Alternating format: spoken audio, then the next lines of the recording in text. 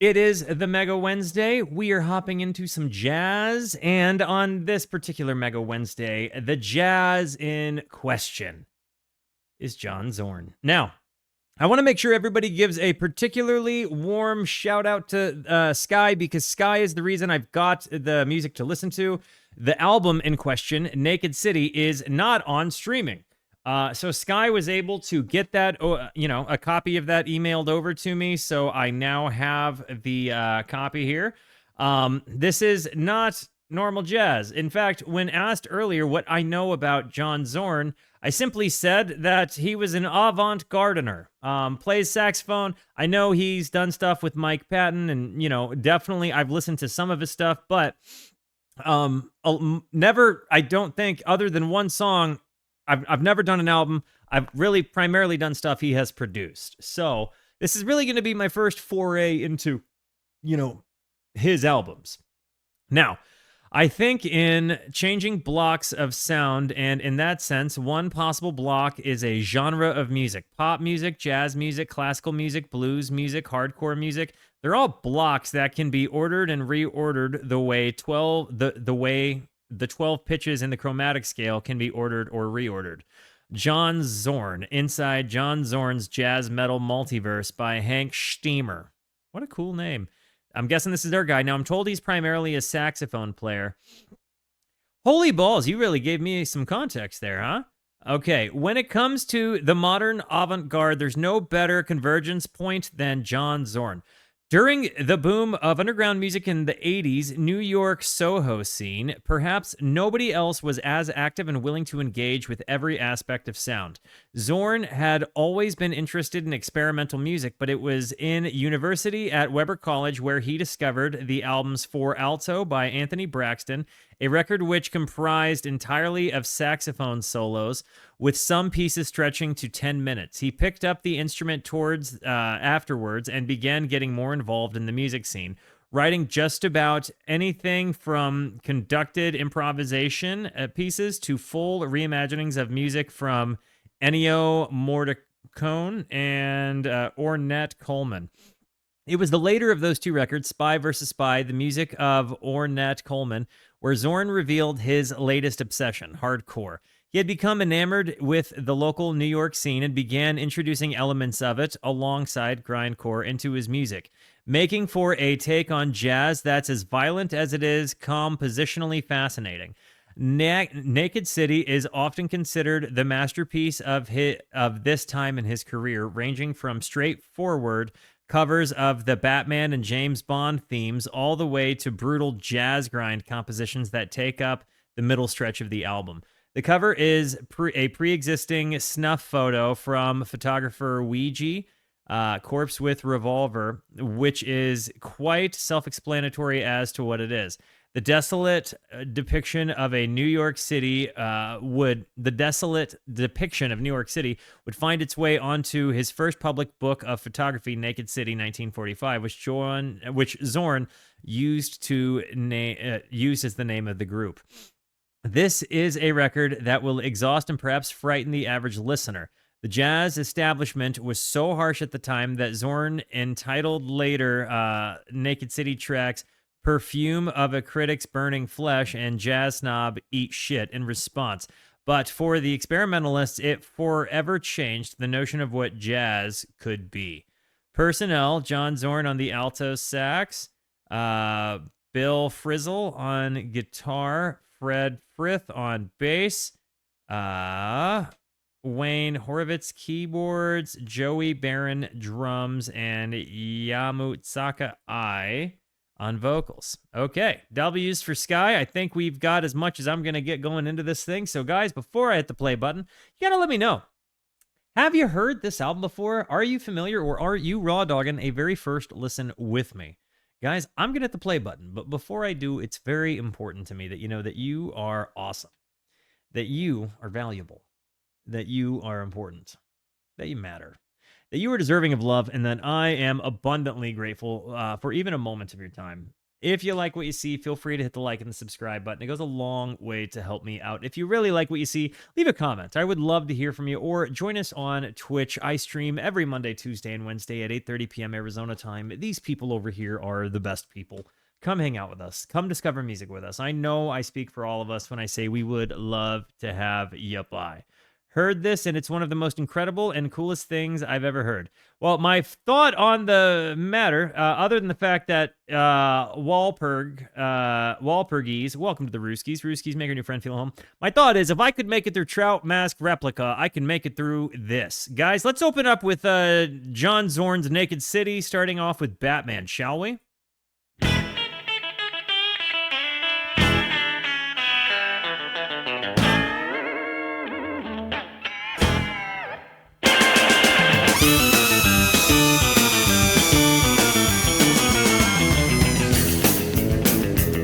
See, okay, this is like the 60s Batman stuff, right? Like the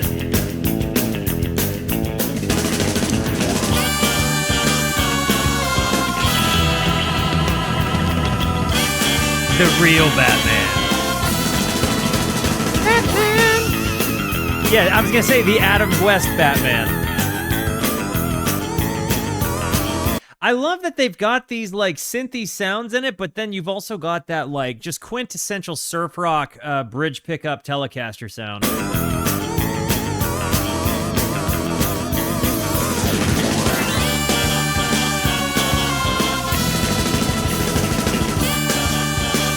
The saxophone is ripping.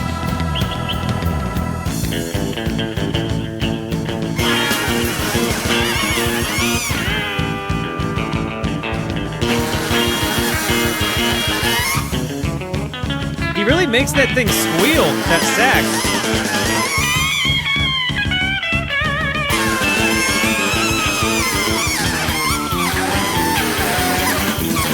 Oh, this is a lot of fun.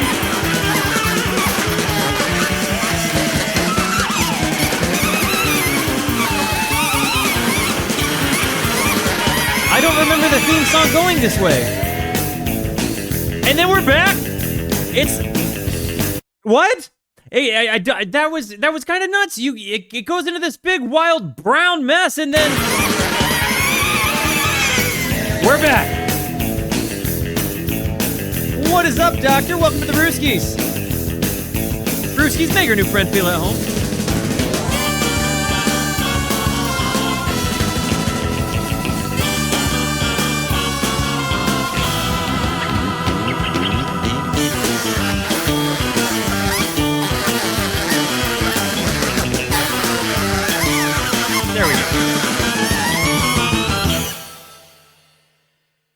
Immediately, it's off to a good start.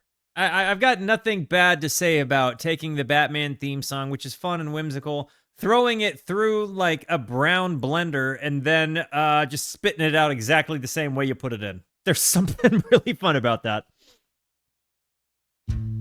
The Sicilian Clan.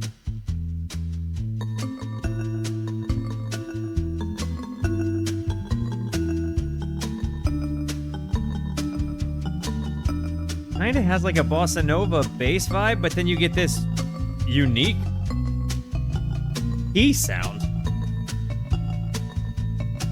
that's like bit crushed slightly.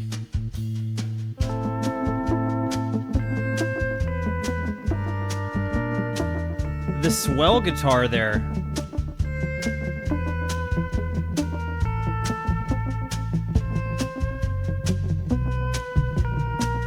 The Morricone cover. I forgive me if I'm saying it incorrectly.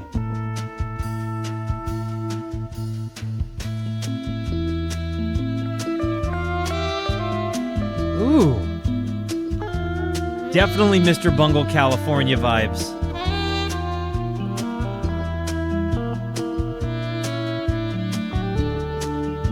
Morricone. Thank you.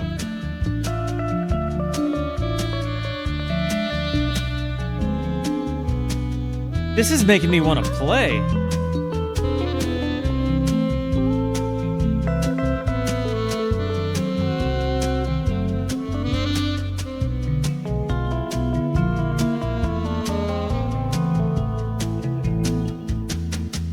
He did the music for the Clint Eastwood westerns. Got it.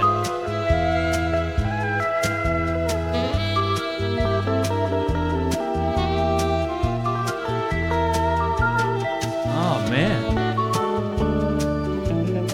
You know, I know I'm probably in for something that's getting ready to wear me out a little bit later, but it really starts off with such a soft, kind of warm introduction.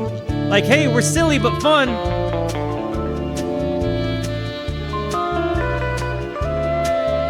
Naked City, yes, by John Zorn.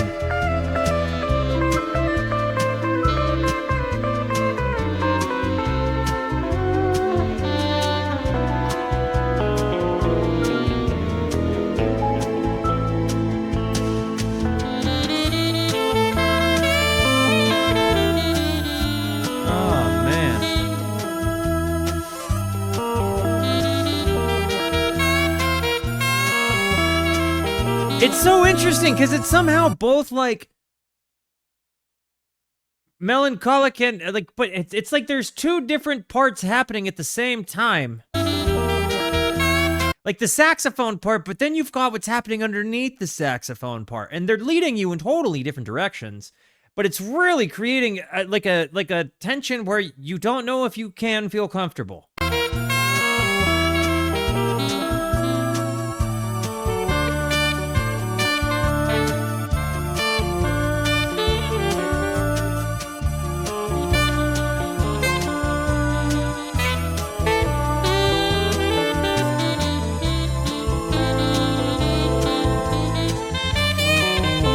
Like that.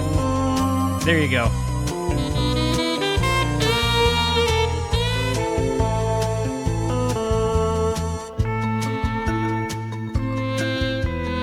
I think, yeah, the idea, like, Noir kind of... Noir? Is it Noir or is it Noir? Like, Noir?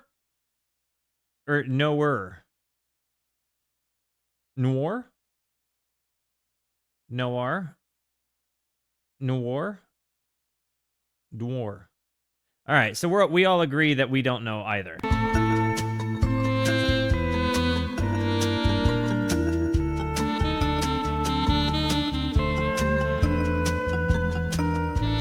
Nardwar and Cheryl Waters have the coolest jobs in the world. Noir. Golmac. Great contribution. Welcome to the Rooskies. This one's been lovely. It was less in your face and brown than the previous one, but I'm still about it. Hey, look, because I don't run, I don't make you guys deal with ad breaks when we listen to the music, I gotta run an ad, so I'm going to put a bit of a pause on her. Give me 3 minutes.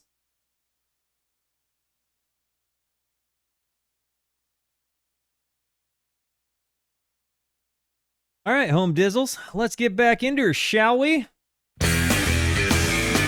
You Will Be Shot is the song name, not what I'm saying to anybody. It's the name of the song. Let's start over. You Will Be Shot by Naked City.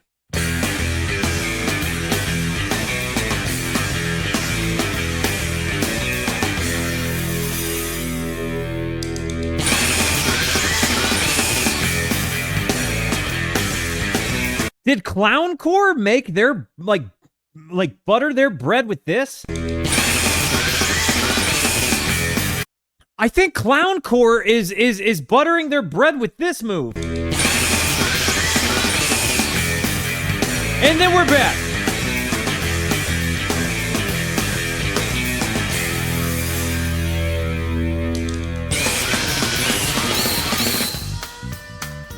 This is exactly what Clowncore does. I thought Clowncore was original. And here, I mean, now, okay, hang on. They are original, but they're not, they didn't invent their own wheel. They're using this wheel.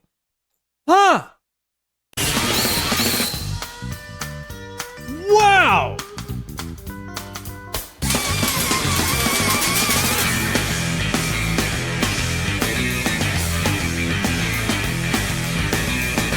I think it's more of a transition. Trans isn't. Not a transition, it's a trans isn't. It gets the job done, but not in the way you think.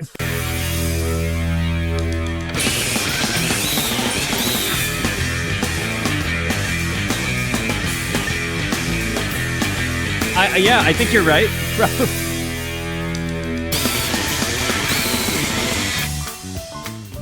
Do you know how bonkers good you have to be as a musician to do what they're doing? I don't know how to I don't know how to force you to understand how what they're doing is absolutely mind-boggling.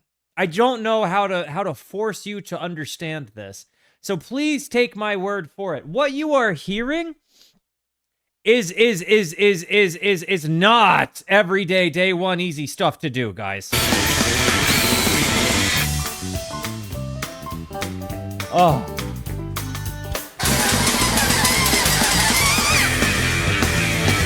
Tis You're in Luck. I have. It's on my YouTube channel.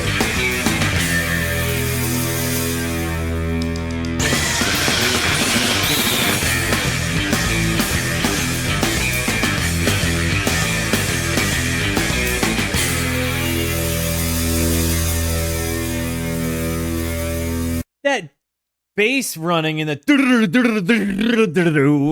like is I could listen to it forever, even though it's like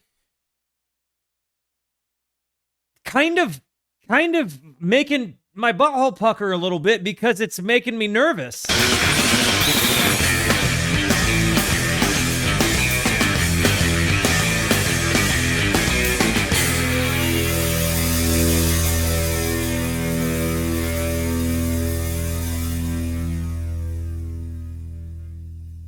You know, it also makes me think Igor took this concept and ran with it.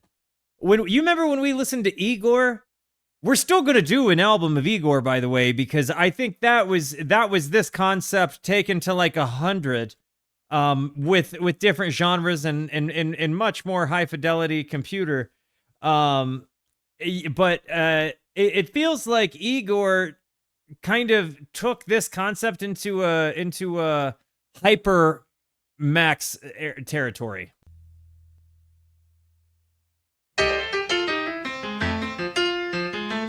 Oh.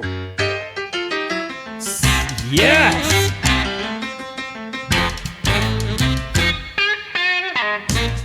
Okay.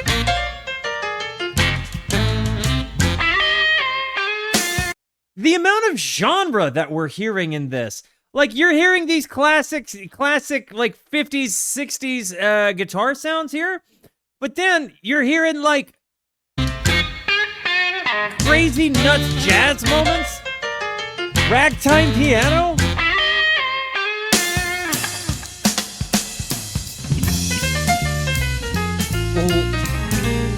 Then this.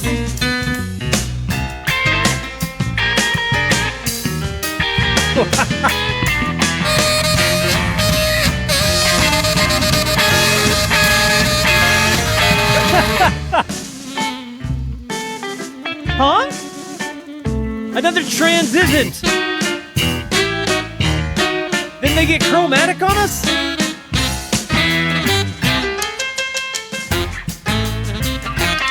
They go from like an Elvis Presley kind of swing dance thing, like into a like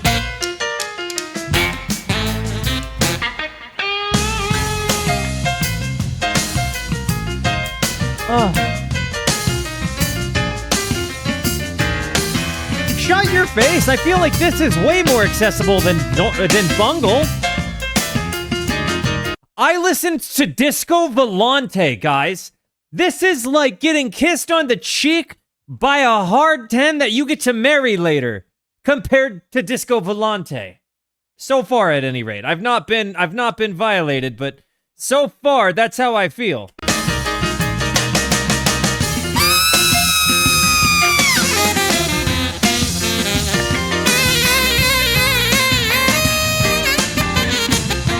Like, you're gonna tell me an album that has the sound that we just heard on it is less accessible than Disco Volante? I refuse to believe what you're saying. We are the stream that toughed out Trout Mask Replica and Disco Volante. full steam ahead with as many grimaces as I could muster along the way. But we did it. Duck stab. Oh, yeah. Guys, I have listened to some humdingers, and what we are currently listening to is no humdinger.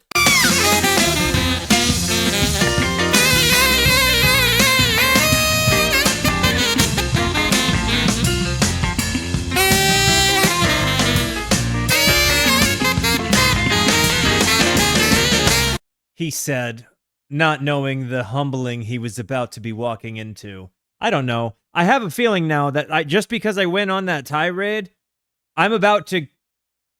maybe I shouldn't say it can't be worse. Because I don't want music to be my enemy. And sometimes on this stream, music has shown me its dark underbelly. And with that said... I need to be careful about the things I say.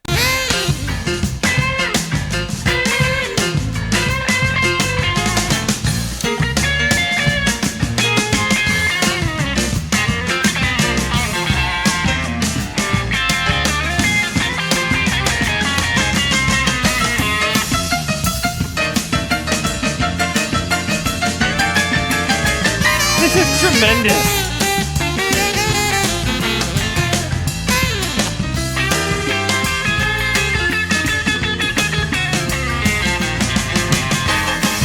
You know, going optimal, very fair take.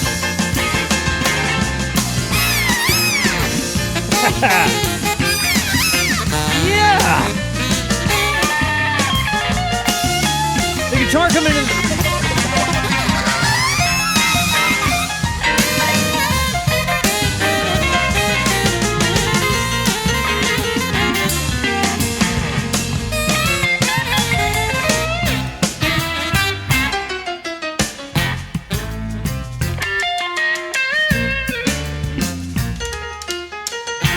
This is nothing but a smile to me, man. Like, I know, I'm seeing what you guys are typing in the chat, and I'm just having a hard time believing it.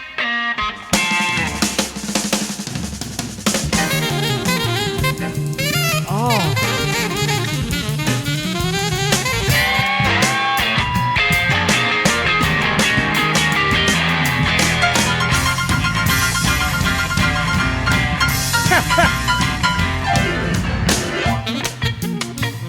Whoa.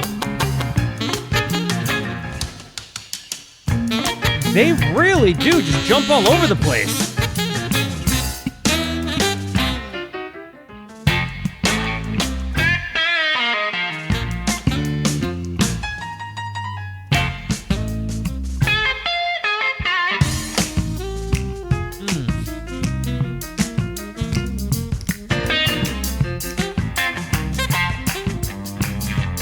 I'm having a great morning, guys.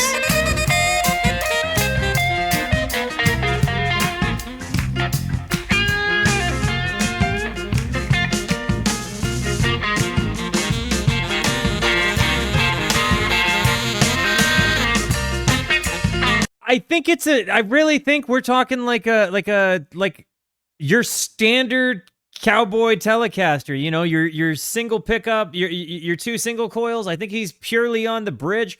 I think you're hearing him chicken pick, you know, maybe play jazz hybrid like pick fingers, but I think you're hearing really pronounced popped treble-y sounds.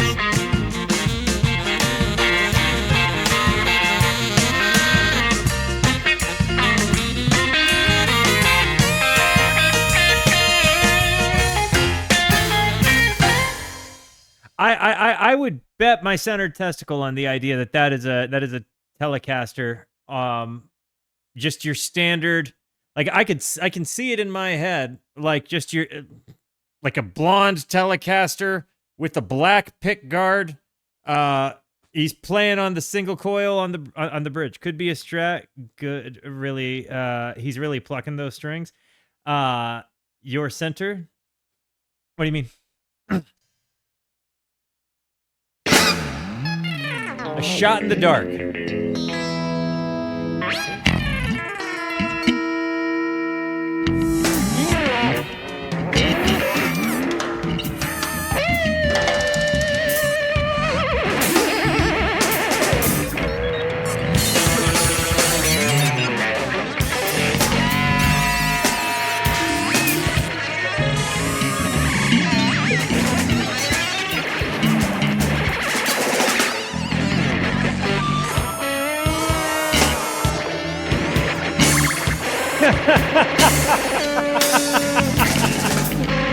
Reddit going off.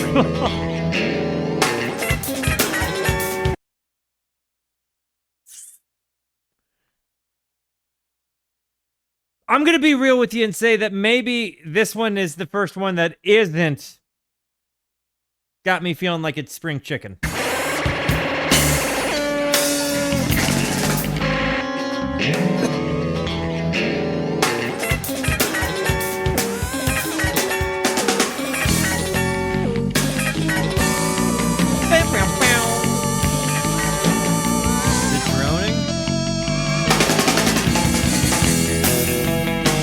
Oh! We're back!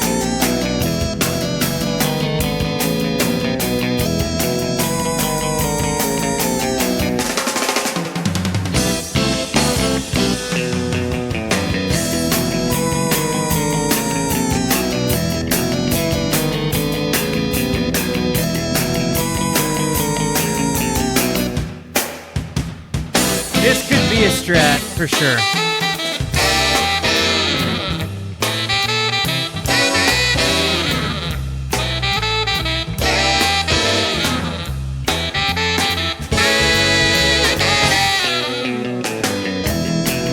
I'm so thankful, by the way, so a minute 44, that we're out of this.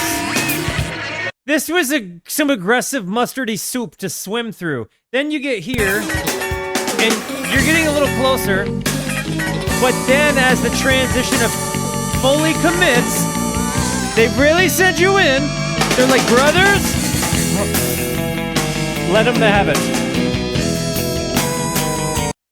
Yeah, it definitely, then you get into this nice little kind of B-52Z vibey thing.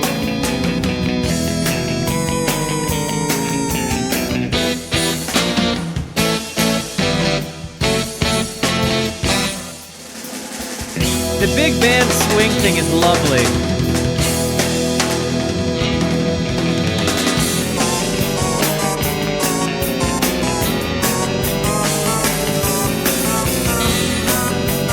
My thought is that to make music like this, you're stone cold sober. Sober as a bird. If I had to guess, maybe you're drinking with your friends, but I don't think you're doing drugs. I think if you're doing this music, you're probably sober as a bird.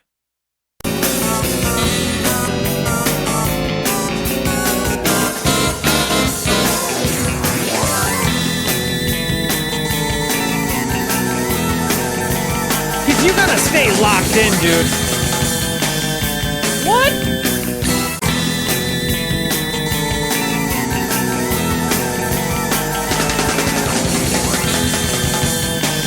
The drums!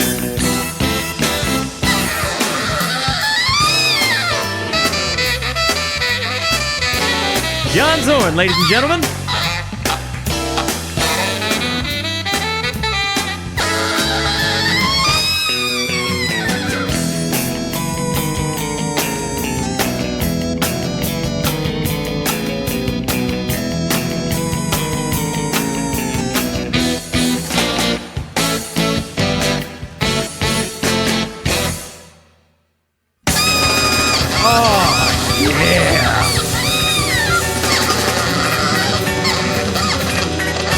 This one was a journey, but I gotta tell you, I thought they had us in the first half there, but then we got to the very end, and it was like, yeah, baby.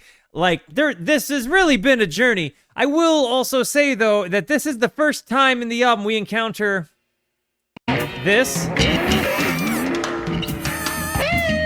So that does have me worried a little bit.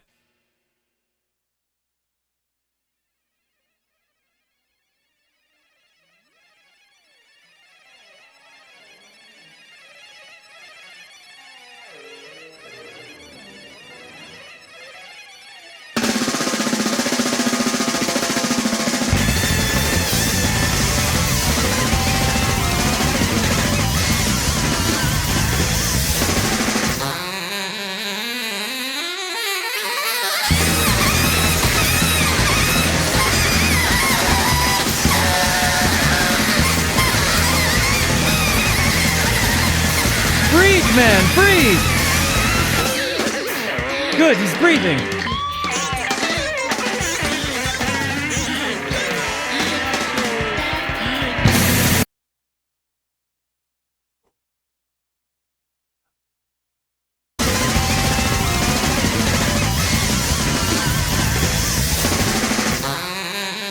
this is great.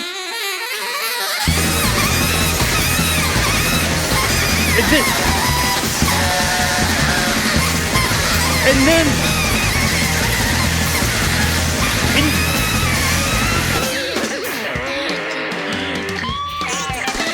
what's happening right now? I'm hearing voices.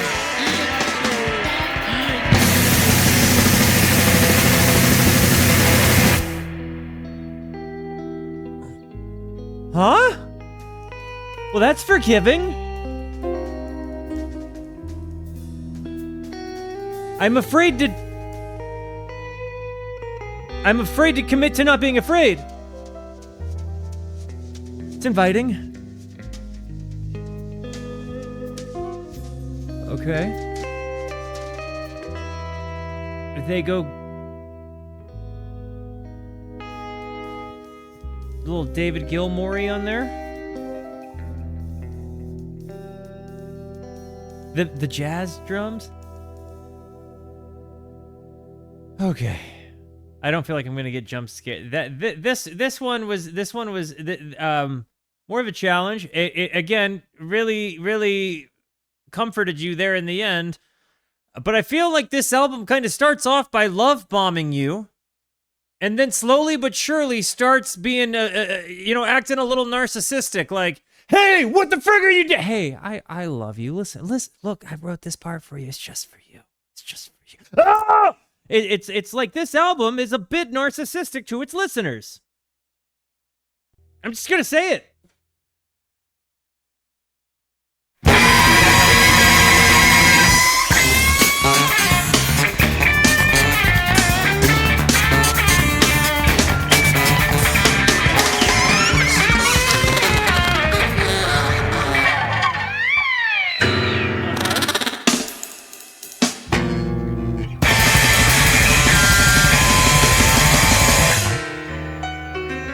You know what makes me so mad is that people would listen to this and think that these are bad musicians if they know nothing about music. But if you know something about music, you know that these are great musicians using their powers for evil. Ugh!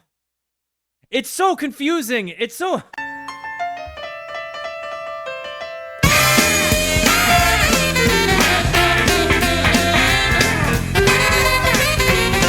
And then you get this.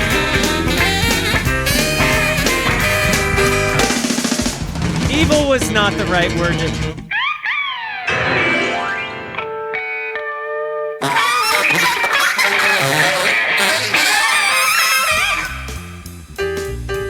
As I was saying, evil isn't the right word to say. You know, it's maybe more,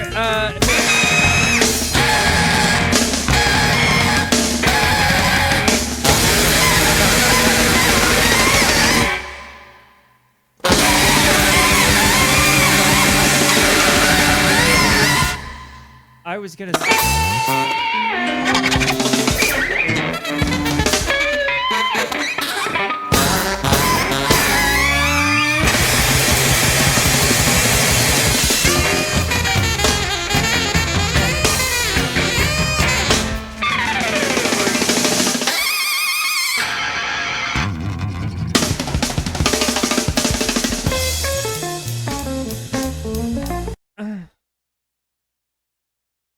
I have like 30 things to say based on what we just heard, but I don't know where to start. I'm going to start, I think, first with the stereo soundscaping, because until this moment, I'd noticed it, but I hadn't been wowed by it. It's hard to be wowed by something when you're in the middle of confuse and fright. So I will also say for John Zorn and the song Snagglepuss that... it's really been an emotional ride. You know? You have some big ups and downs. I've been sitting here wrestling with, whether I think this music is evil, or like if it's like really great, strong musicians using their powers for evil, or if it's like divine comedy where they like recognize their powers and they're like, we can do whatever we want, but look what we choose to do. Music. I think it's maybe also an ethos of like music can be whatever we want it to be. It's just the same as artwork. and suck a butt if you think any different. And if you listen to our music, be prepared for whatever we want to do to you. There's something about this that seems kind of hilariously genius, massively narcissistic to the audience, but then also like a wild ride. Like, I go on roller coasters. Why would I dunk on somebody for making a musical one, right? Like, I go on roller coasters. I'm up there like, click, click, click, click, click, click. Yeah, this is going to be fun. I get it, right? That's kind of what I feel like this album has been. It's like really fun, but with maybe a little bit of danger. You might get some heart palpitations listening to the music. You might get jump scared when you're driving on the 101 and not quite know what to make of yourself when you realize the passenger next to you, or the driver next to you, notice that you got jump scared at the music you chose to listen to. I don't know. There's a lot I've got going on in my brain about this, but I do need to stress the point that while not all of it is like my daily driver music, it's really, really, really genius. It's really, really, really interesting and fascinating. It is the same kind of fascination I have with Mike Patton and the fact that I do not just go out of my way to listen to Mike Patton all the time, unless I'm like, guys, you want to hear one of the craziest voices in the whole wide world? I can't get it out of my head. Those are the contexts I introduce people to Patton, right? And I feel like, similarly, I have just found the saxophone of Mike Patton. Or, I guess, the John Zorn of John Zorn.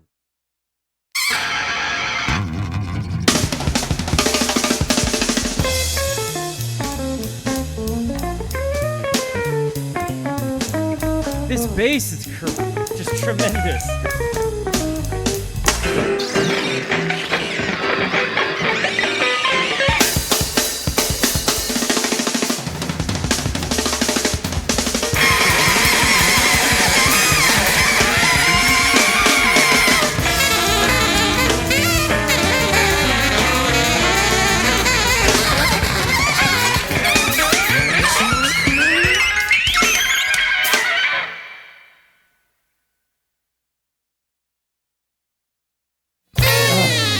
They left a few seconds of dead air, and I was sitting here thinking to myself, like, please don't jump scare me. And I'm like seeing the seconds tick down because, like, I learned the hard way listening to Disco Volante that sometimes you think a song is over, but they were really just waiting for 2 seconds to go for a blah!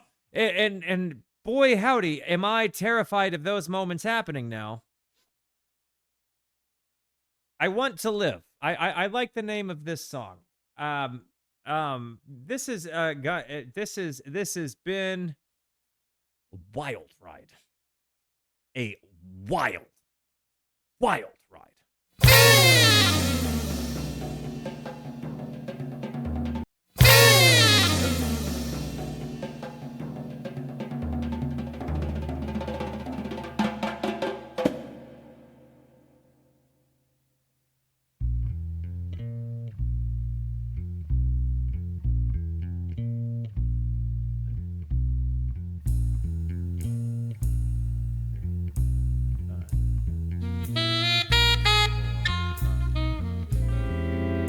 What is the time on this? On that bass?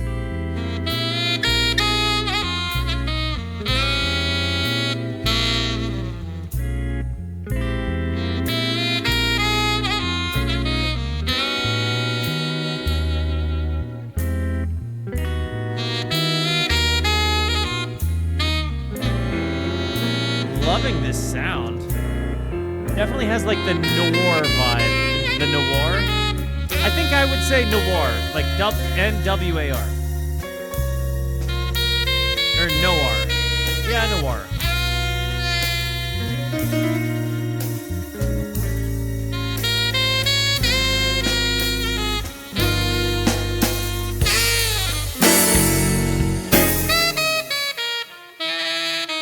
Oh, this has been such a turbulent album.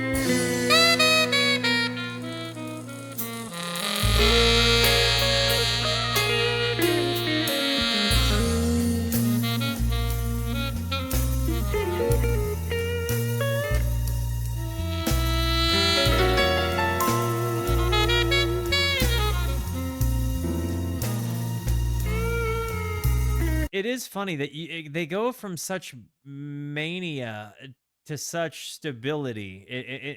Such like they have the ability to really just present a lot of emotions, but even some of the more frantic, crazy ones. I'm about to sneeze. I sneeze. I'm glad you got it out. God bless you, brother.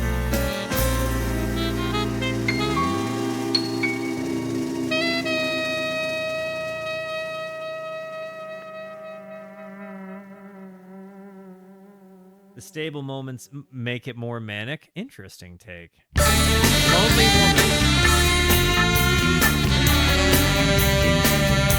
You hear the bass line?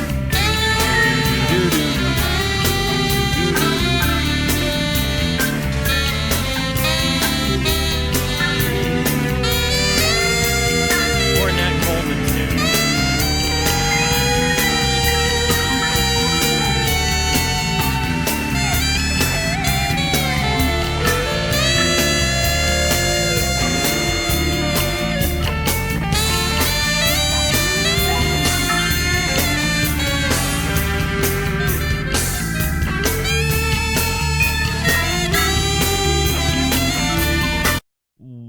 Just warning you, after this track is the Gauntlet.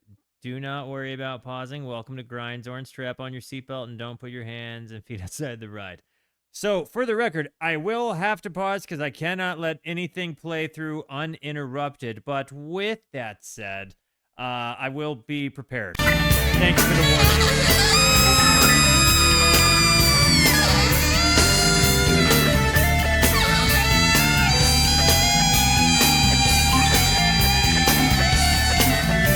And the reason I say that is because if you try to go and find this, it's not streaming anywhere. I cannot feasibly provide a suitable replacement for the original content. I cannot allow my channel to do that. That is the only reason I say this. I know it's dumb, but believe it or not, in an album like this where you cannot do anything other than buy it somewhere, it's important.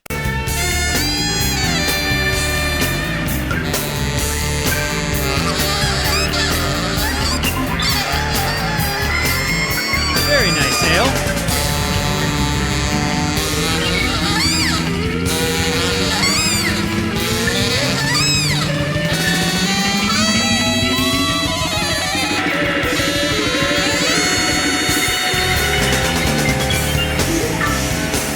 That bass line is so walking. Definitely cartoony.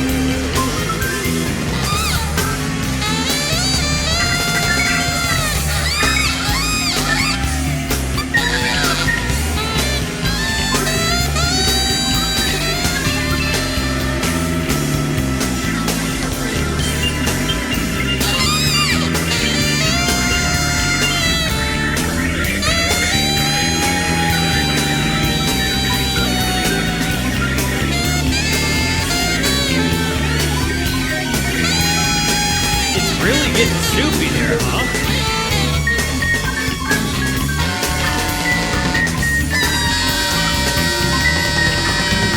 This man's overblows are the, like to the likes of which I've never heard. But oh my goodness, Gray Rail! I just noticed you gifted a sub out, and I never said thank you, dude. Thank you so much. My bad. Sorry, I missed that.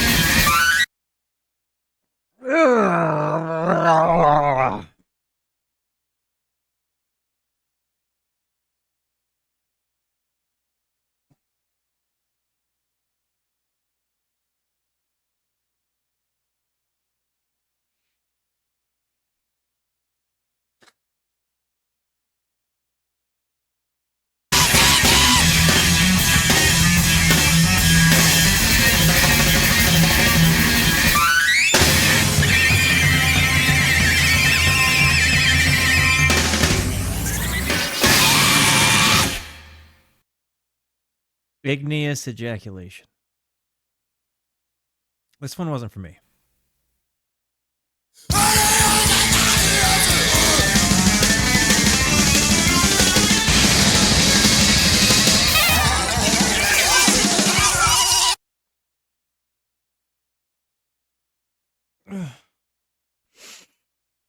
Blood Duster.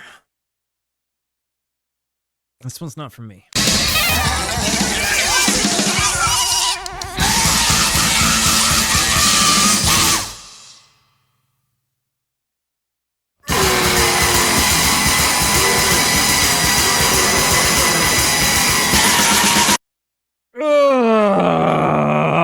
Why?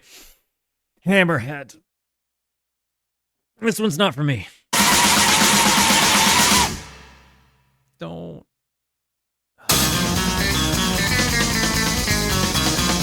This is a bit easier.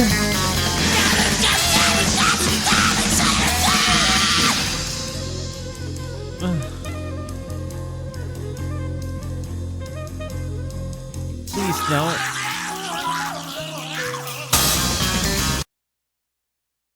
What?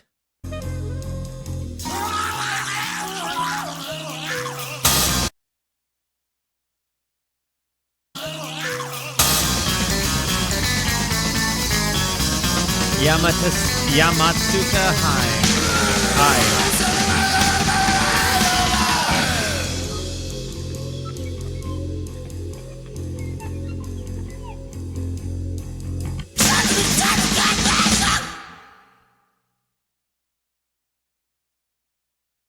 Demon Sanctuary, not for me.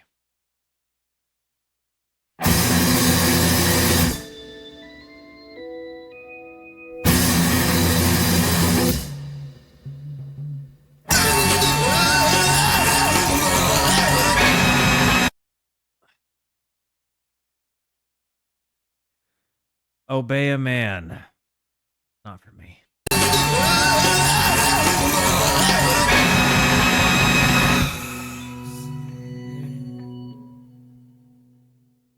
Oh boy. This has just been...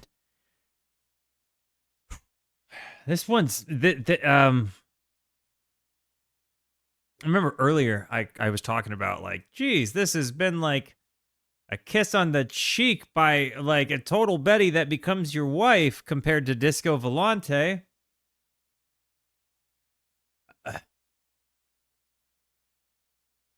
And then there was that moment right after where I was like, oh, maybe I shouldn't say things like that because truly they can always get worse.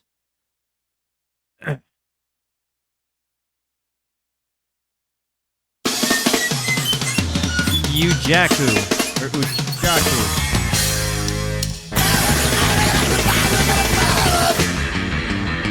I really thought like there was a moment where I was gonna really enjoy this part, and then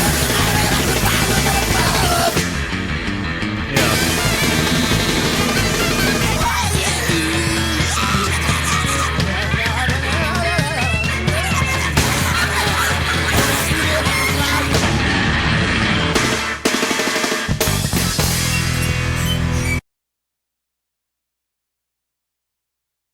Earlier, I said, this is amazing musicians using their powers for evil. I think I'm standing firm on that hill. But maybe they're more like anti-heroes, you know? I don't know. I don't know. That one wasn't for me.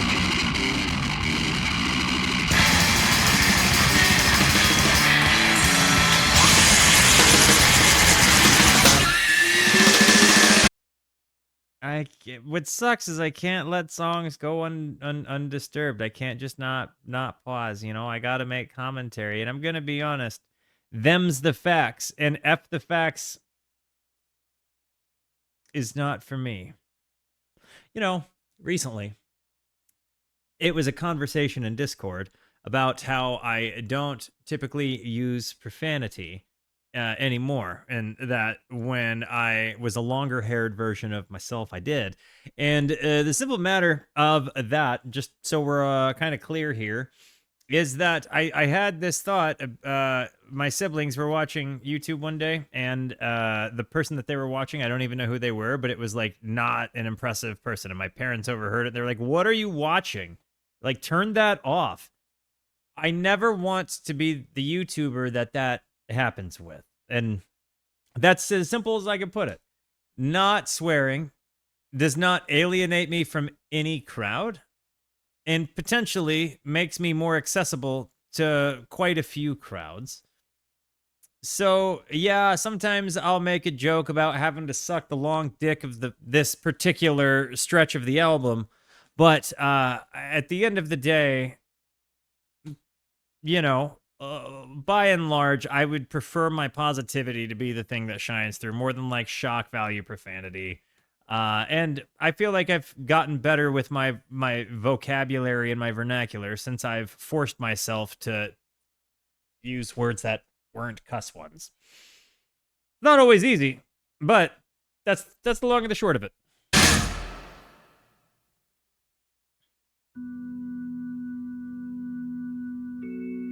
I don't know that I ever want anybody to be the Waltered Beast.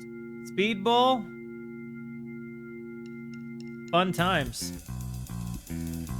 that lead to bad lives.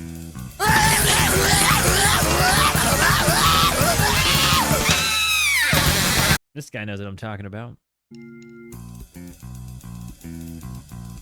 I'm safe after this. Thank you.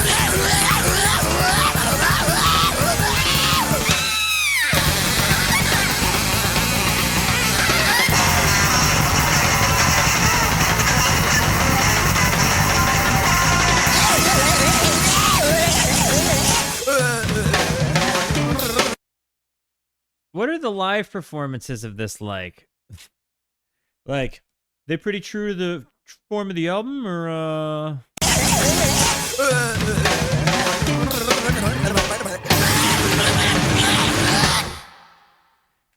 On vocals, Donnie from the Wild Thornberries. Okay, Speedball. Oh, this is the music I play when an orange walk marches past my house. Easy, Lionel. Welcome to the Rooskies. Rooskies, make our new friend feel at home. Chinatown.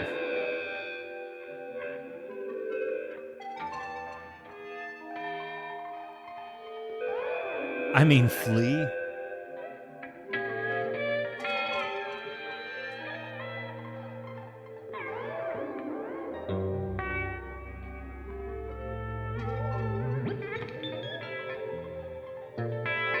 This is back to relative normalcy. I'll take any version of that at this point. Flea voiced Ani, huh? I feel like maybe we talked about that before.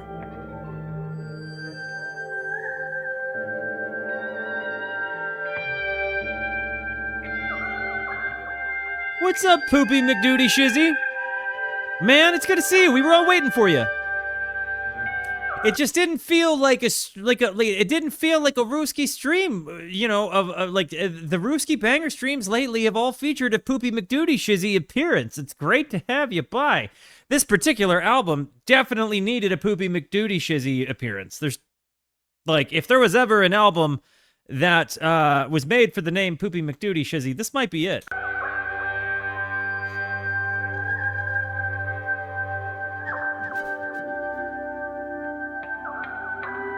Don't judge me, I'm picking my nose. Allergies are killing me lately.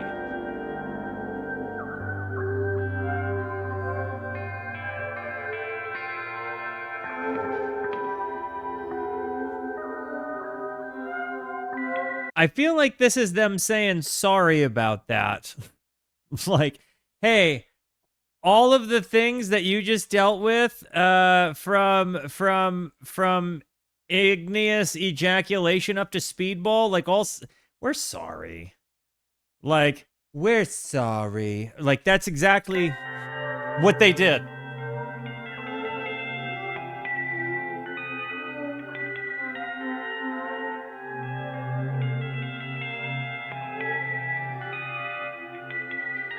It's a romantic scene in a detective comic we were listening to.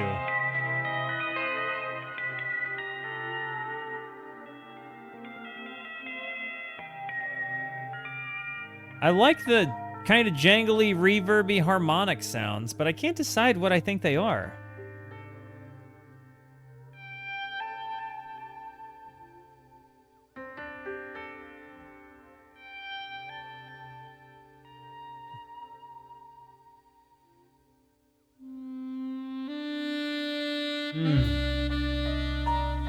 Absolutely.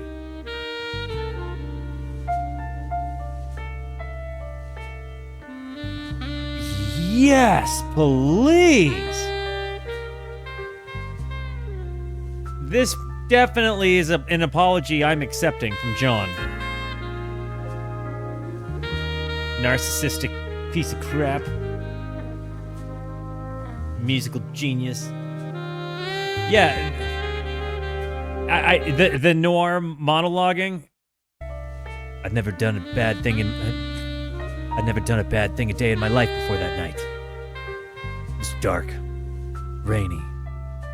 The smell of cigarettes filled the air. The mildew of the city. Disgusting. Smoke, sulfur. And a dame just needing a dime for $1. I don't know any of the things I'm saying. This is just the junk that happens in your brain when you're walking with a trench coat and a hat and a cigarette.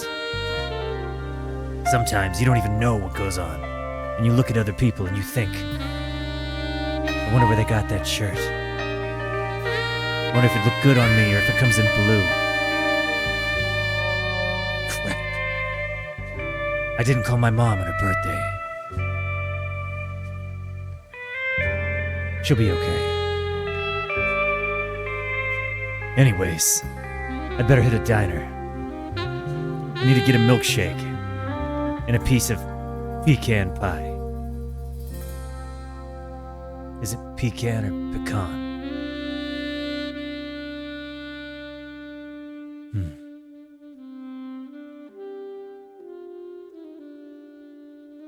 It was at that moment I saw the strangest music.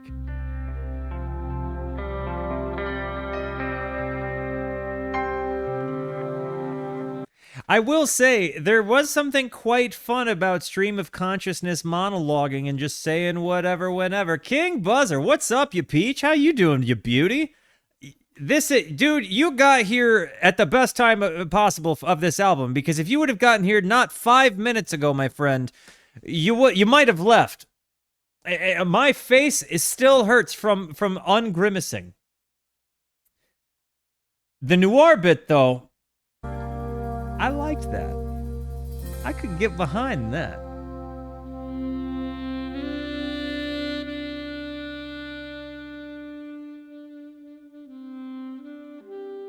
I was of the understanding there would be punch and pie. You friggin' beauty. Thank you, thank you, thank you, thank you.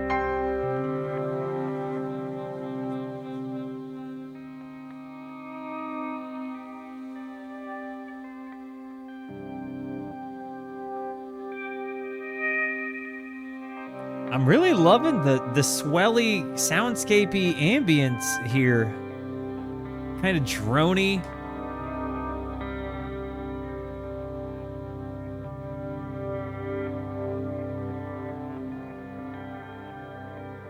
I feel like if you guys gave me a good Noir script to read, I would do it. I would do it. Just if only to get some voiceover practice, you know. People keep saying, Walter, you should be a voice actor.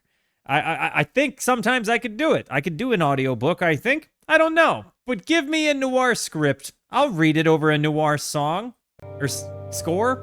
Anyways, gotta run an ad though. So, guys, after Chinatown. Ah! So that's what's coming, huh? All right. I'll be right back.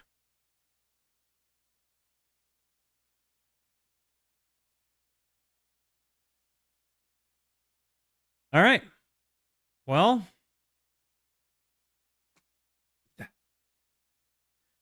here we go.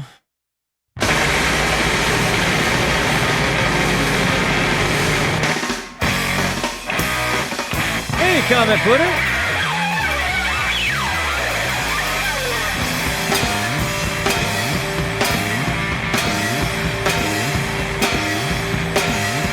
Would you say Primus is contemporary to, or maybe inspired by, or just like kind of happening alongside of one another, independently?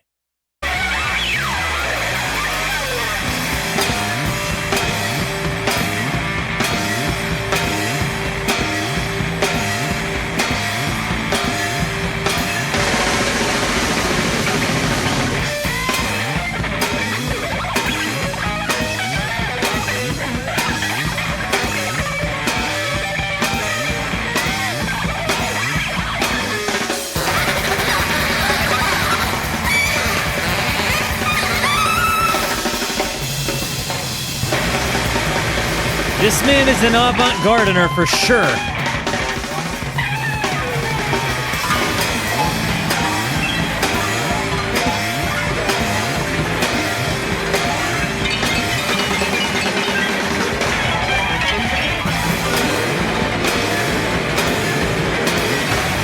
This is just chaotic madness.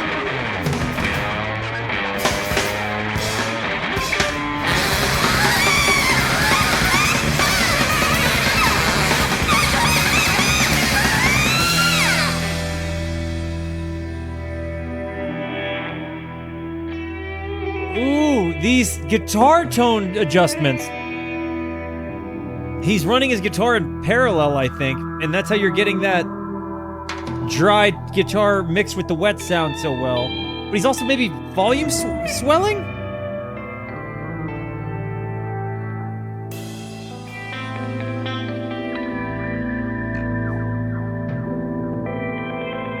I'm gonna make a little herb garden and name it Avant. Just had that idea. I'm gonna name we're guys, when I get my house and I start my garden, because I will. I'm gonna name my garden Avant.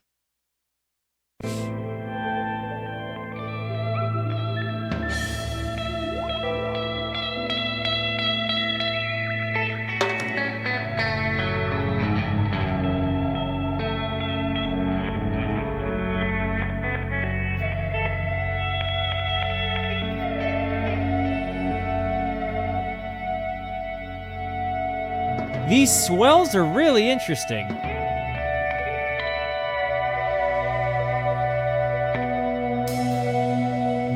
The harmonics, too.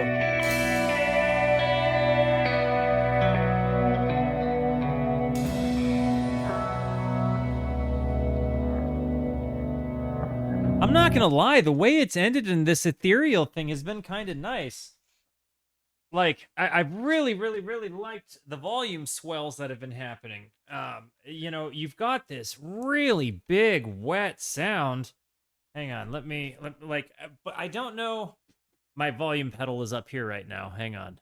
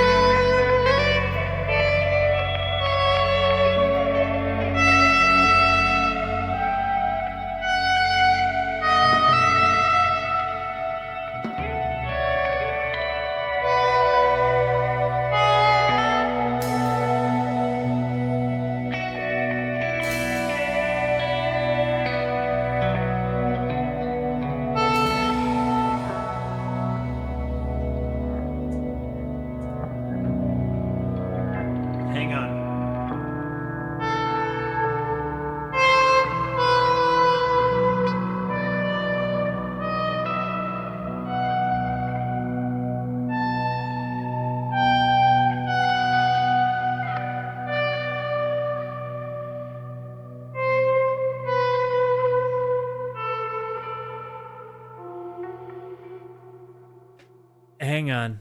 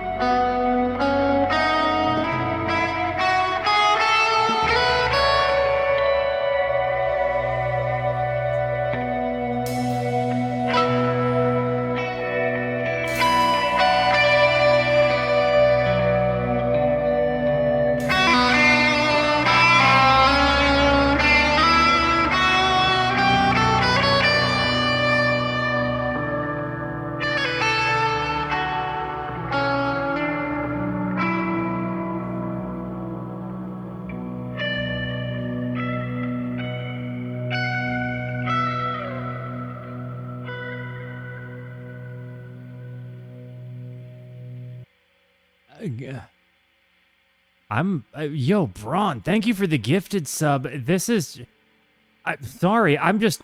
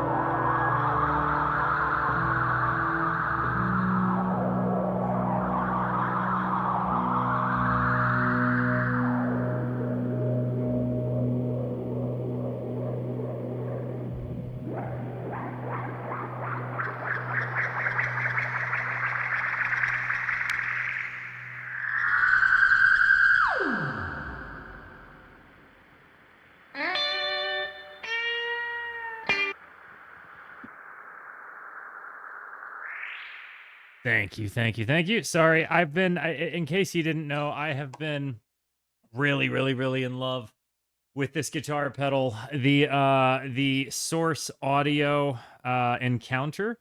They were goodly enough to send me one over. Let me just quick show you what it looks like. And hang on. It is, there we go. Should be able to see it right here. So I have just gotten a few presets kind of dialed in with it that I've been having a lot of fun with, but between volume swelly stuff and, you know, I've been controlling it via MIDI to kind of sync it up with my Helix. But this has just been unreal fun. You can absolutely get some brown, some ambient, some spacey stuff. There's just, it's been like an endless good time. So that's kind of where I got that, and that is where I was getting the oscillation sounds from there at the end of it. So yeah, anyways, in case you was wondering, I didn't expect that this album was going to get me to feel like I wanted to be a space cadet jazz guy. But here we are. There's a little bit of surprise in everything. Music is the best, isn't it? Guys, New York NY flat top box.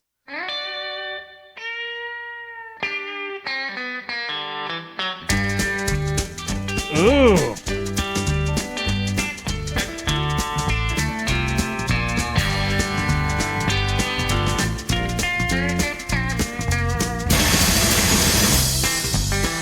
Whoa!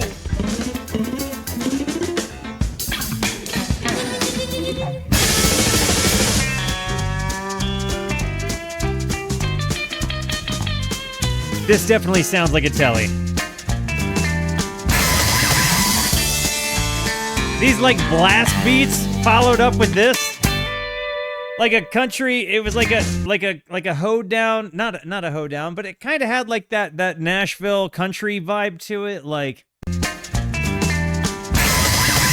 meets jazz blast beat. What an interesting. This album has been all over the place, friends. We've got 6 songs to go. It doesn't seem like any of it. Well, I mean, okay, so they're actually pretty decently length songs, so we've got a bit to go. Saigon Pickup.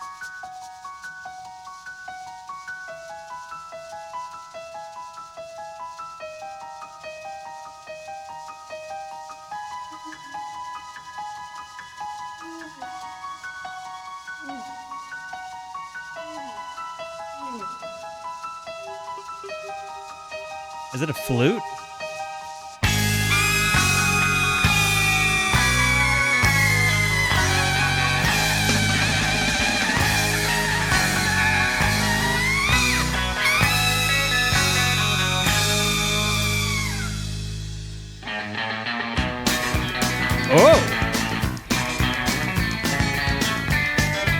Are they tracking this, or are they playing it in a room together? There are moments that make me think both.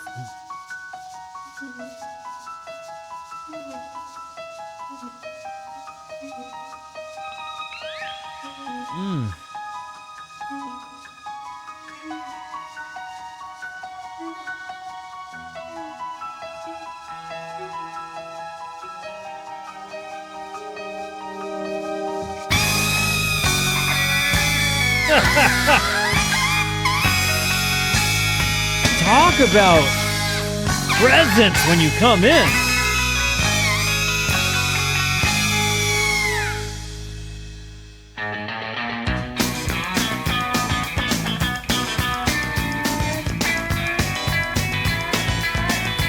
This guitar, having the... going from country jangle to this?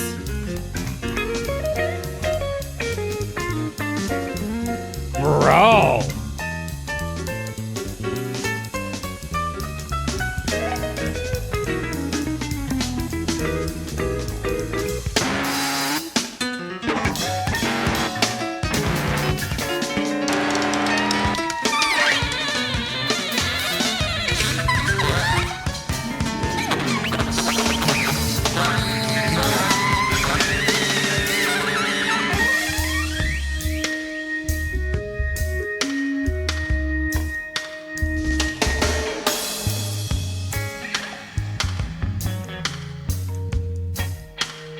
Yeah, got a reggae vibe for the first time on the album.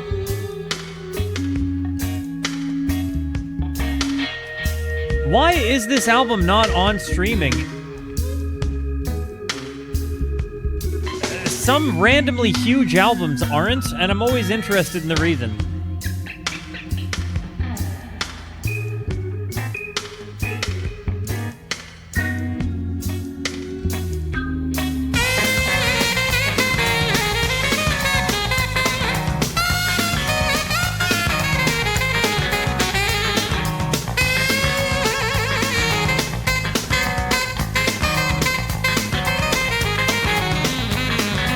I really want to thank you for this one, homie.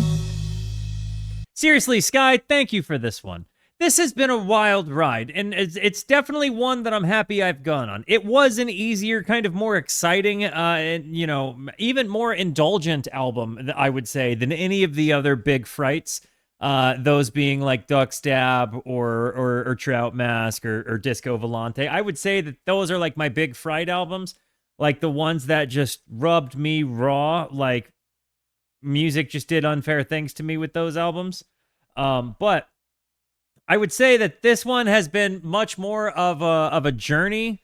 Like, we made friends along the way. I really do appreciate this one. Yeah, I had some grimaces, but that was kind of part of the fun.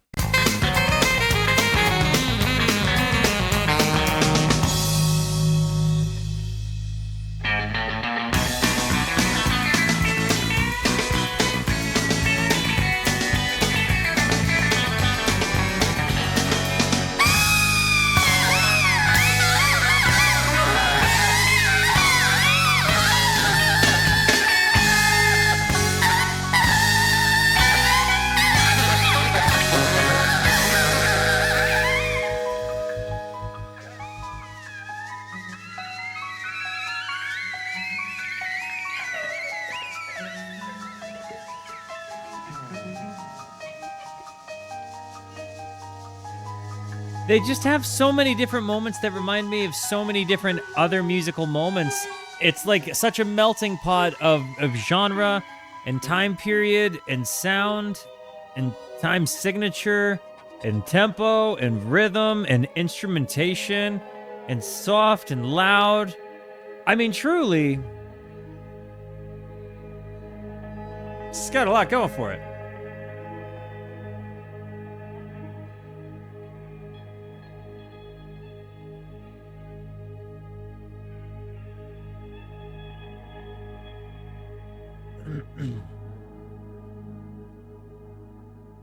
It is a hard album experience, but I think some of the difficulty in the album The James Bond theme? Oh, heck yeah. The difficulty in the album, I think, makes the big moments worth it. In a lot of ways, you know, it did so in, I think, maybe a less abrasive way than Disco. Like, because again, I think with Disco Volante or like Duck Stab or Trout Mask, each of those were like just a totally different kind of bludgeoning from the rest of them. For whatever reason, this one felt like it wasn't just only the bludgeoning. And I think because it wasn't only the bludgeoning, when you got through being bludgeoned, it was so much nicer to hear sounds that were just kind of being given to you. Also, there again, the wild ride element of it, really cool stuff. I've really enjoyed the heck out of this.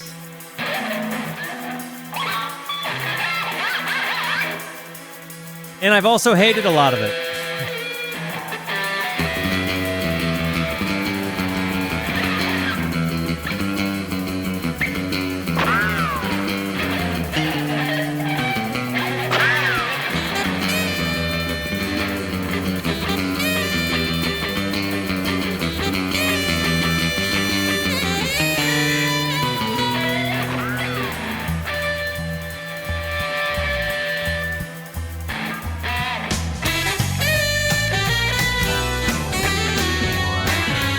Yes! Big Band Bond!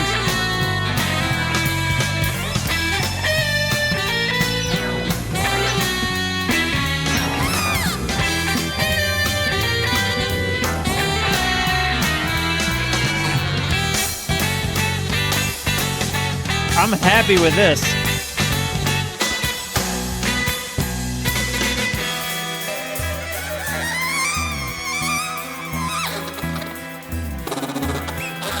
Whoa! How did he make his saxophone go? That's because that's what it did.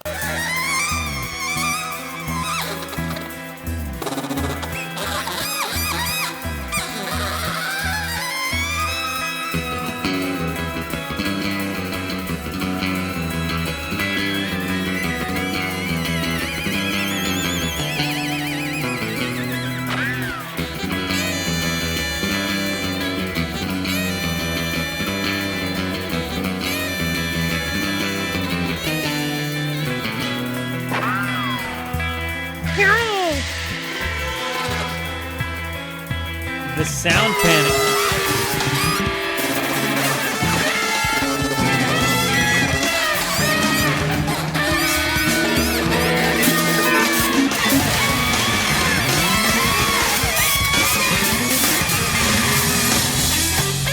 And we're back.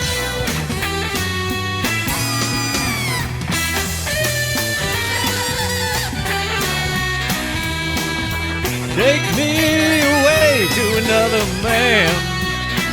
Thank you.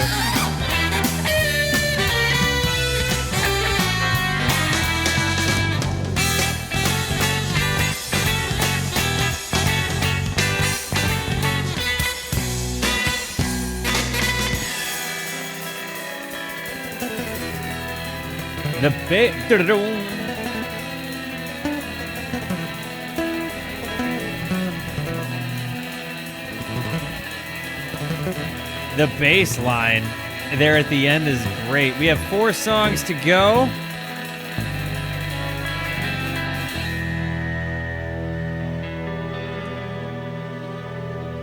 Yeah, I meant to say land, but I said man. Den of Sins.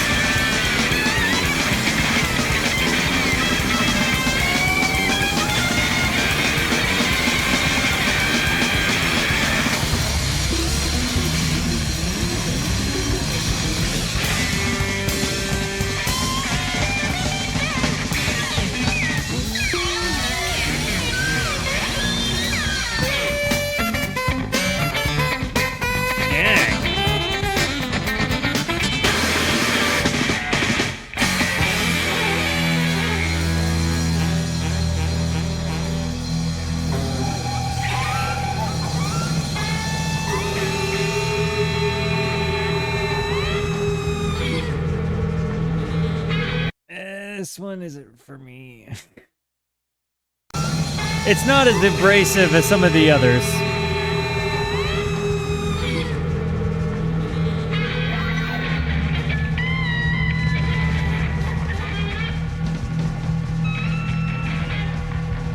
"15 seconds of Morris Day in the time." SJ and Silent Bob's favorite band.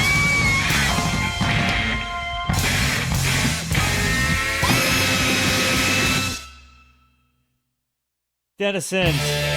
Okay, Contempt. Now, we've got 3 songs to go. Guys, first timers, identify yourselves. Let me know, how has the album hit you? And as we get closer to the ending, will it stick the landing?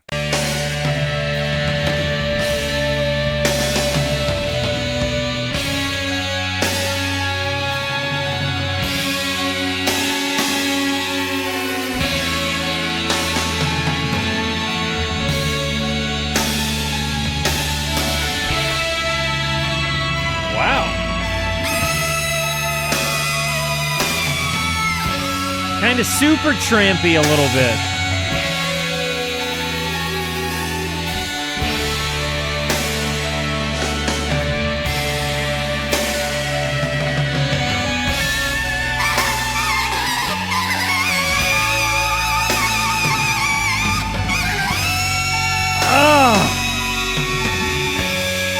Babe, I am so glad that you are just now getting here, because this would have been an album that you would have nightmares about.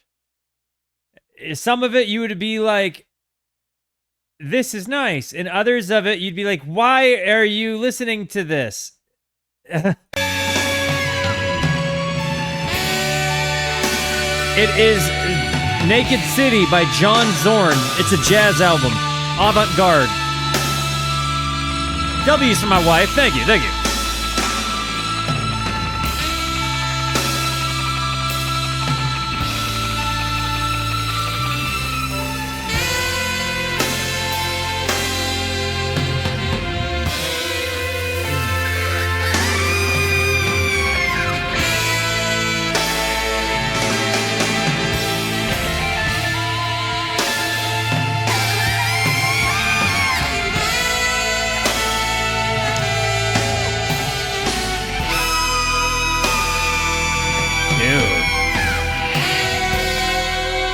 This one has really been nice in the way it's vamped out. I've kind of just liked that. It really has reminded me a little bit of Supertramp.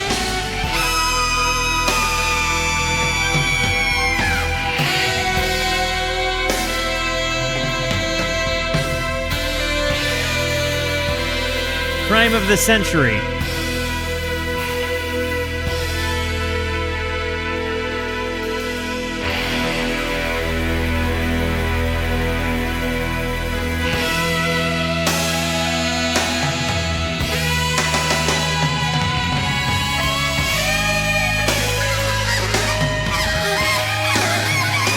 Love this sending ending.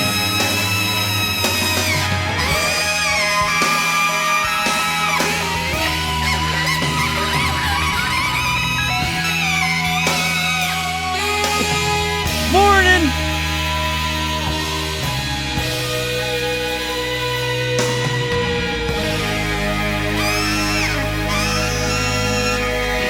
Yeah, we already did the video.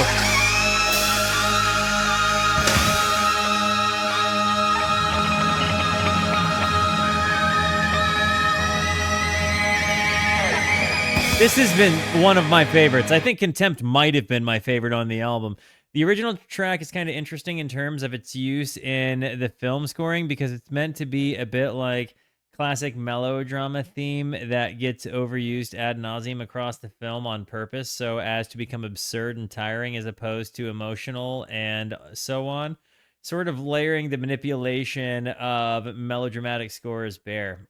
I say, okay, I could follow that. But yeah, Tara, we already did the new Giz song. I believe that my reaction to it should already be on YouTube. W's for Crimson Raider.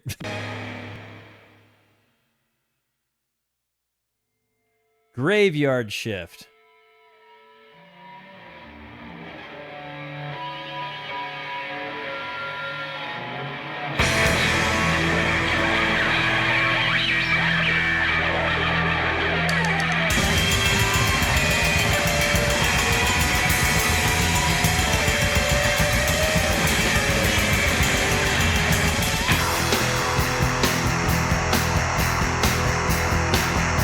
glad we're getting into less abrasiveness.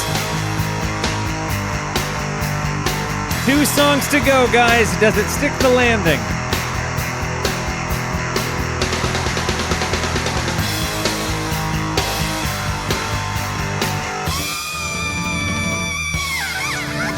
It's like you go from those crunchy chords to these swelly moments with madness.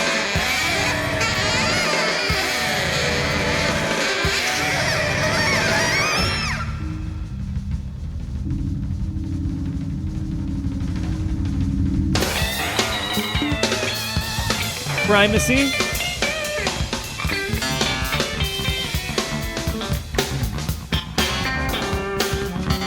Where does it stick the landing?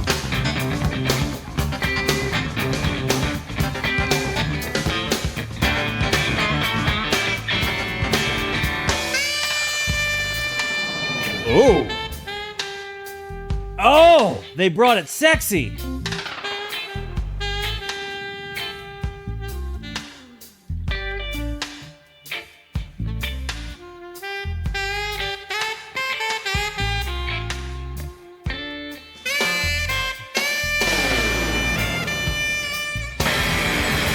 Whoa. These massive, crazy moments in the middle of this.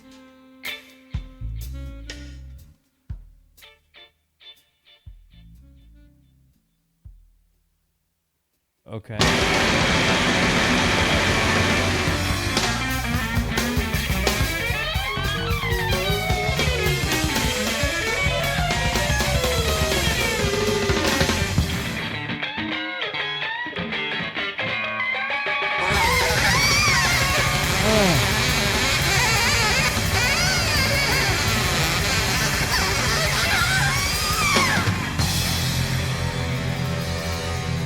Okay. We made it through. We got out. We made it. Surely he's gonna give us a kiss goodbye, right? And not shoot us?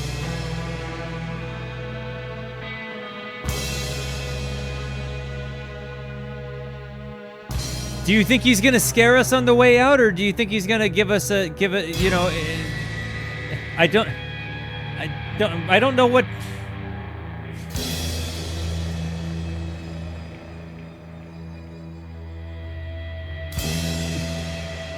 And quit calling him Shirley. Please. Just a nice, peaceful exit. This song didn't stick the landing. Inside straight. Okay. Okay.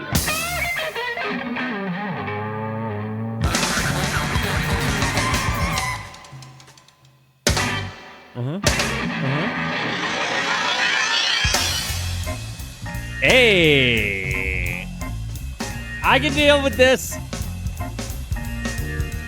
Hey-o, this is a time.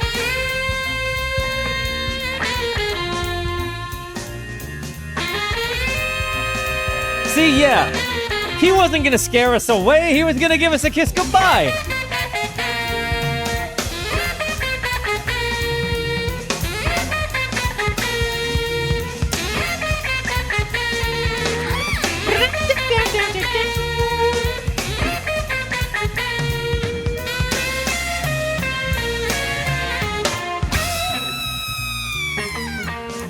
Yeah, baby.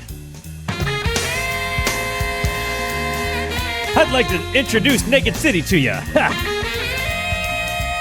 On saxophone, we got John Zorn. John Zorn, ladies and gentlemen.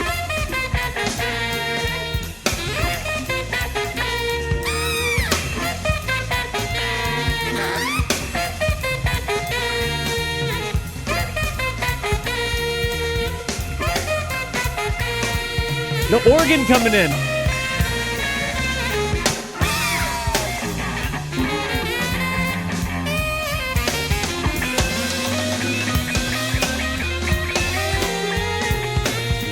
I'm happy it's ending on this.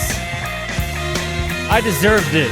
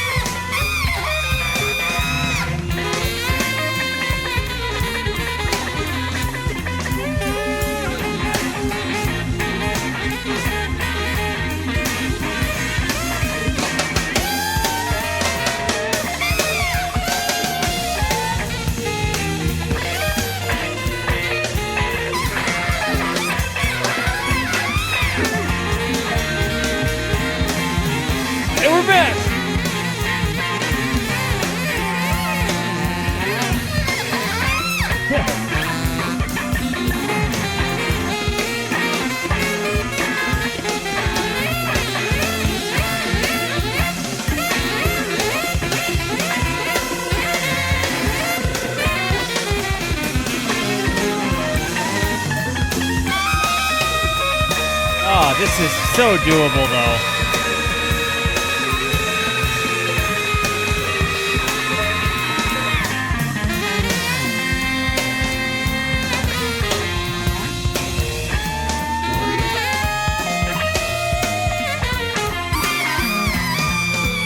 This Purcell guy is such a great compliment to Zorn's sax.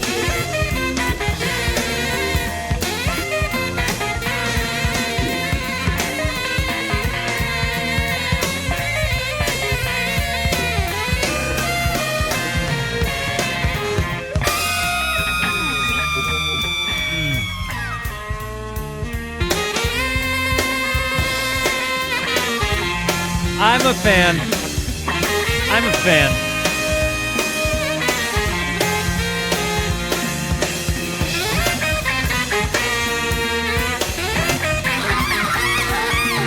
Yeah!